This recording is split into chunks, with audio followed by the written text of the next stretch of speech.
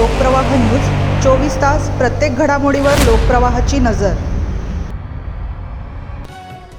घरफोडीचा गुन्हा उघड, 1.70 लाखांचा आयफोन 17 प्रो मॅक्स हस्तगत, आरोपी जेरबंद। घोटी पोलीस ठाण्यात दाखल असलेला घरफोडीच्या गुन्ह्याचा यशस्वी तपास करत पोलिसांनी 1,70,000 रुपये किमतीचा आयफोन 17 प्रो मॅक्स मोबाईल हस्तगत केला असून एका आरोपीस अटक करण्यात आली आहे।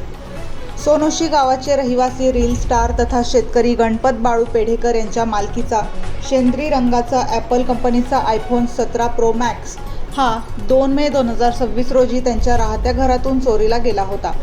या प्रकरणी त्यांनी घोटी पोलीस ठाण्यात तक्रार दाखल केल्यानंतर 25 मे 2026 रोजी गुन्हा नोंद करण्यात आला होता। तपासादरम्यान मिळालेल्या गुप्त माहितीच्या आधारे गंगाराम गोविंद धादवड वय 25 राहणार माळवाडी तालुका इगतपुरी नाशिक यास 14 जून रोजी अटक करण्यात आली। आरोपीस न्यायालयाने 17 जूनपर्यंत पोलीस कोठडी सुनावली होती।